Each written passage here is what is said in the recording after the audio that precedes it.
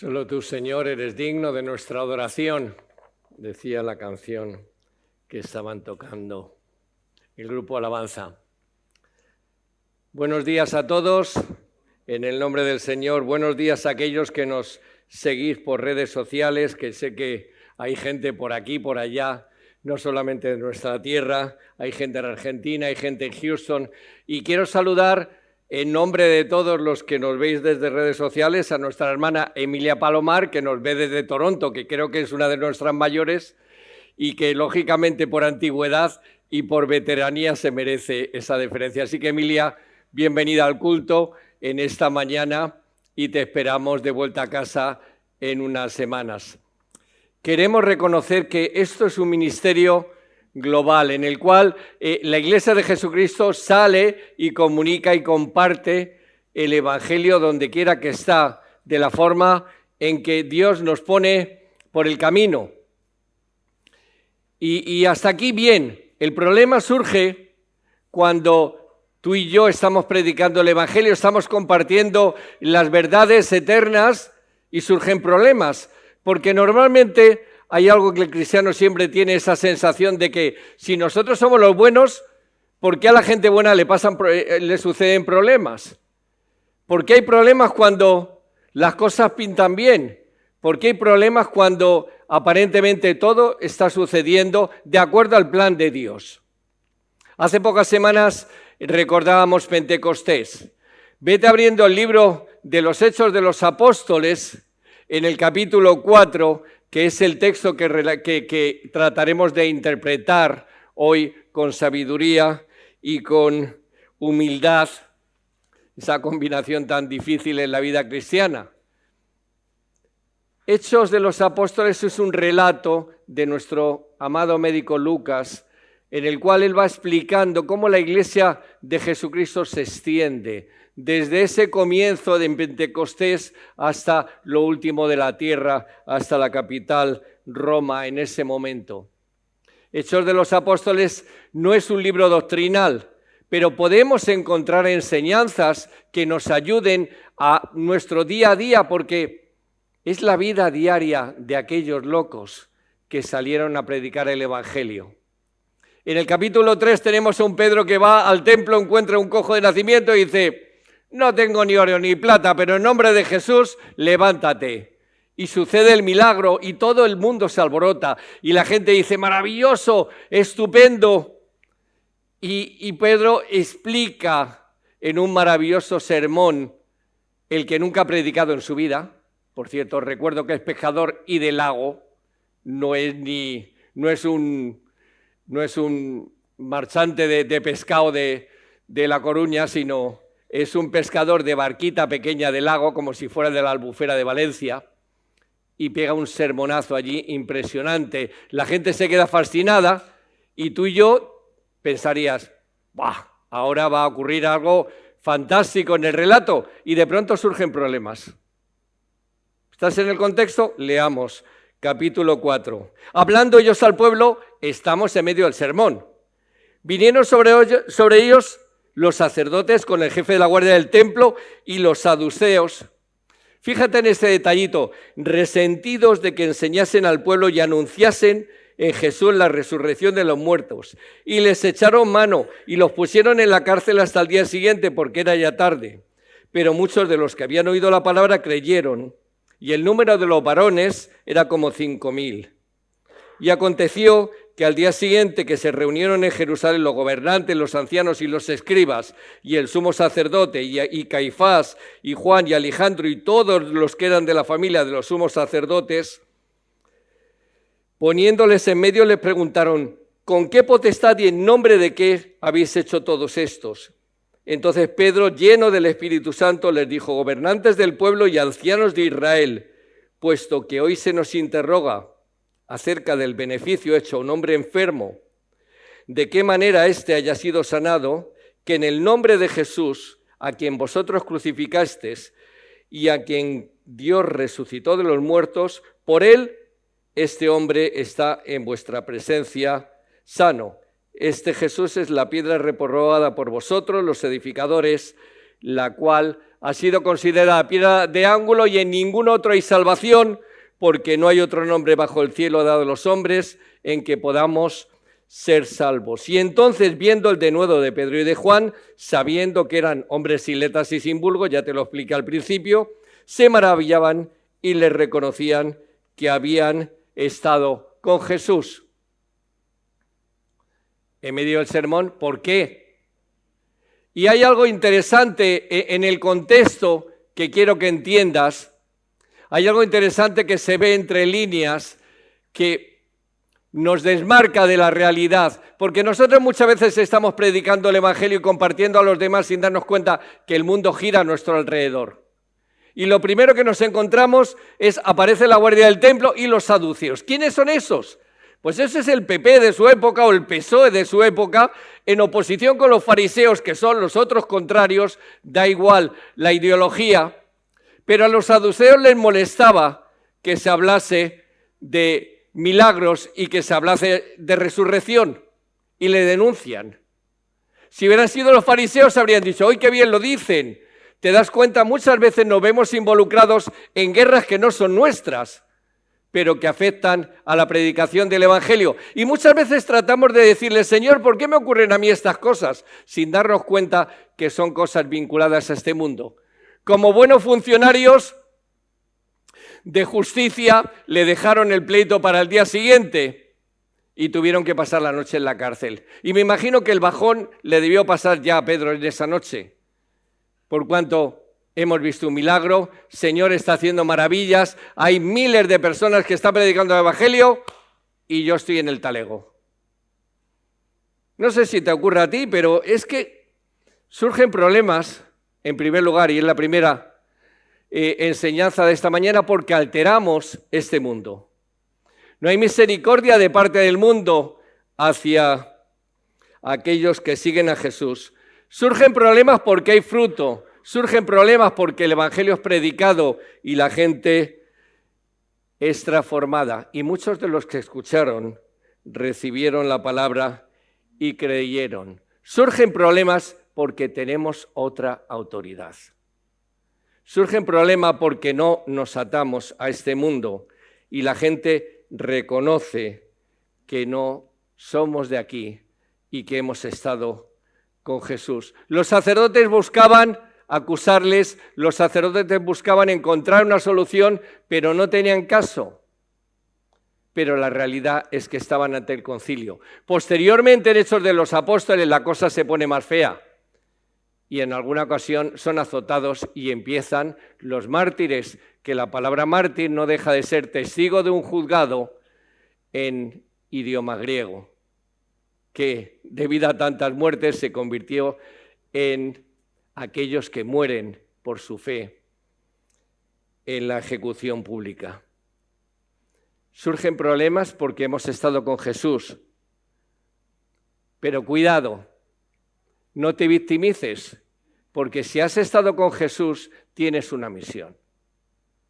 Pueden surgir problemas de 1000 tipos. Pueden surgir ocasiones en las cuales decimos, esto es absurdo. ¿Por qué le caigo mal yo a aquella persona? Simplemente pues porque tuvo un problema, porque de pequeño alguien religioso le hizo daño, quién sabe. Pero no te olvides, tienes una misión. Y esa misión está ahí. Es una misión de ser elementos de bendición en la tierra. Vosotros sois la sal de la tierra y si la sal se deshace, ¿con qué será salada? No sirve más para nada sino para ser echada fuera y pisoteada, si acaso cuando hay nieve. Vosotros sois la luz del mundo y una ciudad asentada sobre un monte no se puede esconder. ¿Eres sal? ¿Eres luz? No te estoy hablando de que vayas a tener problemas, porque los vas a tener. La cuestión es, ¿estás cumpliendo tu misión? Ahí surge la continuidad del pensamiento y seguimos considerando ¿por qué? ¿Por qué surgen problemas cuando Dios obra milagrosamente en nosotros? Porque el poder del Espíritu Santo es rechazado por muchos. La piedra que desecharon los edificadores ha venido a ser cabeza de ángulo. De parte del Señor es esto, y es cosa maravillosa a nuestros ojos, dice el Salmo que cita Pedro. Este es el día que hizo el Señor, nos gozaremos y nos alegraremos en él. Es el mensaje que cambia vidas, pero hay gente que no quiere que este mensaje salga. Muchas veces rechazamos la realidad, pero leí en un periódico español la semana pasada que 1 de cada 7 cristianos en el mundo sufre por su fe. Estamos en una posición privilegiada en un mundo de paz o aparentemente paz, pero surgirán amenazas por seguir compartiendo el Evangelio. Y tienes que estar preparado, porque luego viene el desánimo y digo, ¿ay, por qué? Bueno, porque no somos de este mundo. Llamándoles, les intimaron que en ninguna manera hablasen ni enseñasen en el nombre de Jesús. Mas Pedro y Juan les dijo, juzgad si es justo delante de Dios obedeceros a vosotros antes que a Dios. Y esta vez no pasó nada, pero gobernantes, escribas, ancianos, poder legislativo, ejecutivo y judicial, todo el gobierno de Jerusalén estaba allí y decían, no sabemos qué hacer con ellos, no sabemos qué sucede. Seguía habiendo una venda en los ojos. Y tenemos que entender esto, la obra, la conversión, la transformación que produce el Evangelio en un ser humano no depende de nosotros, es un milagro. Y ese milagro solo es a través del Espíritu Santo. Tú y yo compartimos lo que podemos, lo que buenamente sabemos y podemos decir con nuestras torpes palabras, pero el cambio, la transformación viene por medio del Espíritu Santo. Y las señales y los prodigios, como la sanidad de ese hombre, tienen que ver con esa forma en que Dios ilustra su poder en esta tierra. No somos curanderos, ni somos profetas, ni somos agoreros. Nosotros compartimos a Jesús, ese Jesús que se hizo uno como nosotros y que murió en una cruz, pero resucitó al tercer día. Y aparentemente, siendo apóstoles, tendrían que estar muy bien, ¿no? Jolín, eran los apóstoles, eran súper Pedro, súper Juan, y aquello, en el nombre de Jesús, levántate. Oye, eso es poder. Marvel habría hecho una película de ellos, pero no. La procesión va por dentro, y están tristes, y están desanimados. Fíjate, igual que tú y que yo, porque a veces estamos en la cima de la montaña y decimos tonterías como los apóstoles cuando vieron a Jesús transformado y decimos, Señor, hagámonos una tienda de campaña aquí, que te vemos con tu gloria y te vemos como Dios Todopoderoso y allá se las apañe el mundo. Pero hay que bajar y hay que entender que aquí abajo seguimos siendo torpes, sencillos, pescadores de hombres. Y hay temor y hay ansiedad. Tú fíjate en la oración, Señor, mira las amenazas. Eso no es una tontería, es todo el gobierno contra el grupito de los cristianos. Desconfía, por cierto, de los mártires voluntarios.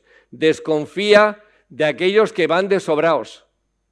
El temor es natural en nuestras vidas. Surgirán problemas y surgirán situaciones en las cuales no seremos capaces de afrontar y tendremos temor.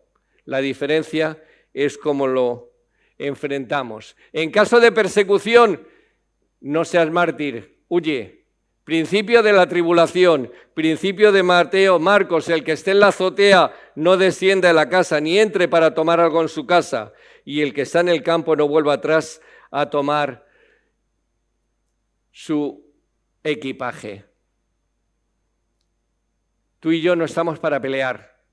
El gran problema del cristianismo ha sido defender su fe con capa y espada, iba a decir, con espada y con metralleta. El gran error de las religiones es convertirse en religiones del Estado que sirven a poderes humanos. Tú y yo no somos de este mundo. La violencia no entra en nuestro esquema. El juicio lo dejamos al Señor. Tú y yo protegemos y seguimos caminando hacia adelante. Y el secreto para recuperar esa fortaleza lo encuentras en el final del pasaje, en esa oración unánime. Si hay algo que he aprendido en mi investigación del Nuevo Testamento, también estuvo compartiendo algo la pastora Esther la semana pasada en el curso sobre la atención a los mayores, es que alma y mente en el Nuevo Testamento no están separadas. Y alma y mente es una unidad, y somos todos psique, todos somos mente espiritual. Así que yo no puedo disociar lo que es mi vida espiritual de lo que es mi vida intelectual, con lo cual cuando dice la palabra de Dios una sola alma, quiere decir una sola mente.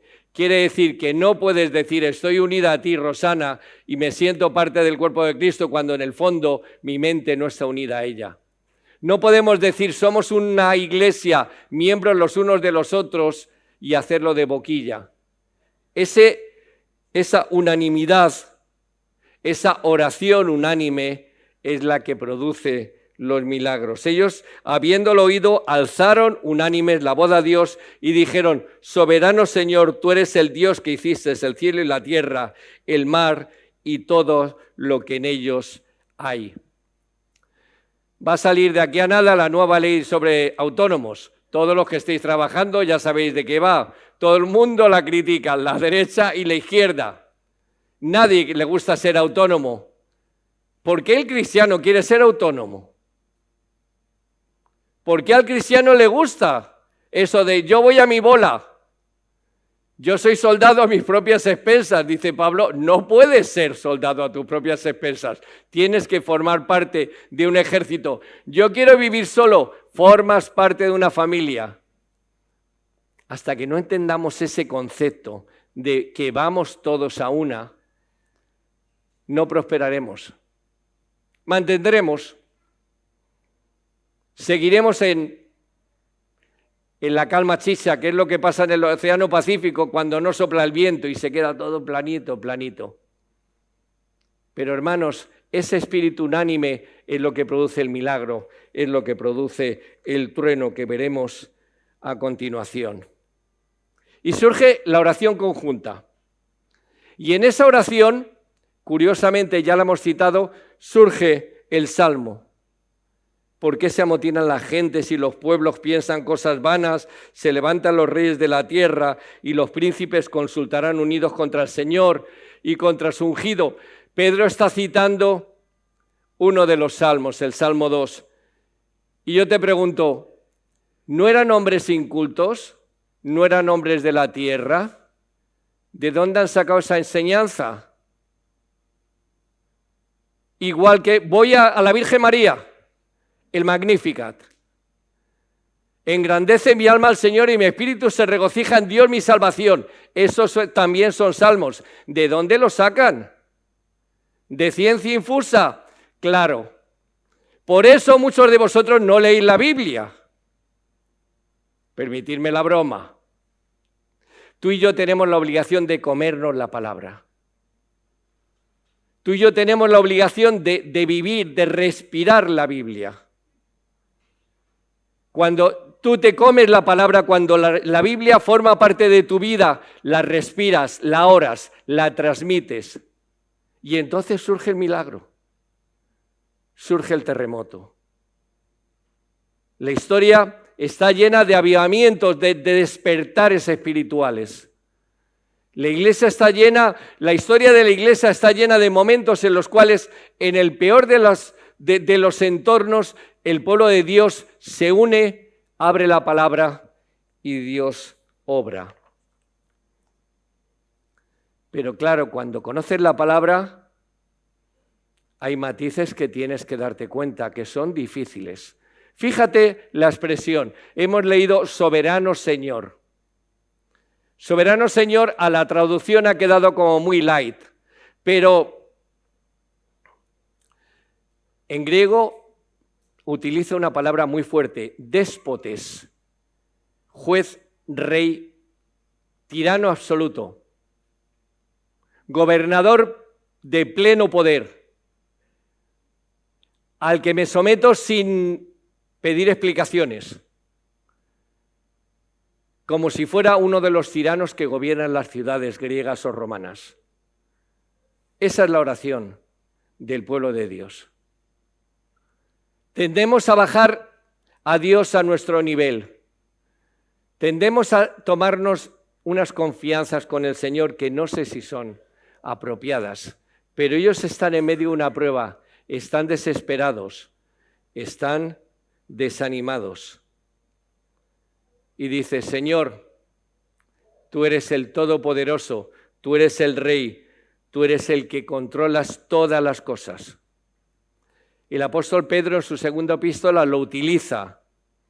Pedro, hubo falsos profetas entre el pueblo, segunda de Pedro 2:1, y dice que aún negarán al Todopoderoso, al Señor. Pablo también lo refiere cuando habla entre empleados y jefes o amos y esclavos. Y curiosamente, cuando Simeón, el viejito que está en el templo de Jerusalén, esperando la venida del Mesías, y se encuentra con José y María llevando al niño a la presentación, ora y dice, soberano Señor, Dios de todo poder, ahora ya me someto, me puedo morir a gusto, porque mis ojos han visto la redención. En Apocalipsis, lo mencionaba esta mañana en el devocional, en Apocalipsis los hermanos que están en la presencia de Dios, clamando a Dios y pidiendo que esto se acabe, dicen, poderoso Señor, ¿hasta cuándo? ¿Y cómo es el reconocimiento de esa oración ante el poderoso Señor? Ellos reconocen la soberanía de Dios, reconocen el plan de Dios revelado en sus profetas y pide poder. Hemos visto hasta ahora toda la parte negativa, pero de pronto surge el milagro. Cuando hubieron orado, versículo 31, el lugar en que estaban congregados tembló, todos fueron llenos del Espíritu Santo y hablaban con denuedo, con falta de nudo, la palabra de Dios. Y la multitud de los que habían creído era un solo corazón y un alma. Ninguno decía ser suyo propio nada de lo que poseía, sino que tenían todas las cosas en común, y con gran poder los apóstoles daban testimonio de la resurrección. Surge el milagro, el terremoto, y no pasa nada. No sé si te has dado cuenta. Surge el milagro del terremoto y no hay fuegos artificiales después. Ni salen por allí como los superhéroes de Marvel lanzando telarañas milagrosas o sanando a todos los que estaban por alrededor. No. Se rehicieron espiritualmente. Principios a tener en cuenta. ¿O esto para qué me sirve hoy? En primer lugar, entendamos, hermanos, que problemas vamos a tener. A verlos, haylos, y los seguiremos teniendo. Segundo lugar, entendamos que el Evangelio es contracultural donde quiera que sea. Por Dios, no te metas donde no te llaman, ni te pongas a criticar a nadie, ni hables sobre temas que no conoces.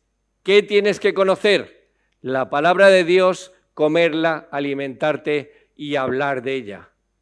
Hablar del mensaje de esperanza, hablar de la salvación. A pesar de eso tendrás preocupación, tendrás problemas, pero el mismo Pablo dice, cuidado que ninguno de vosotros sufra por meterse donde no le llaman. A veces nos permitimos unas libertades de hablar de los demás, aún de los personajes de la Biblia, y juzgarlos sin entenderlo. Con sabiduría, comiendo la palabra, sin meternos donde no nos llaman, pero claro, hay dos variantes muy importantes que nos quedan por estudiar, o por aplicar, perdón, porque ya las hemos estudiado. Uno, una solamente, un solo espíritu, y después esa oración milagrosa que cambia las vidas cuando nos sometemos al soberano Señor. Los deberes son complicados en esta semana, lo que te estoy pidiendo. Te estoy pidiendo que rompas con tus seguridades y que te pongas de rodillas ante el Señor. Te estoy pidiendo que entiendas que esto, que todo te va a salir bien, esto queda muy bien en las películas de ciertas series, aunque últimamente en las series todo sale mal, pero eso es otro problema. Creo que es el espíritu de los tiempos.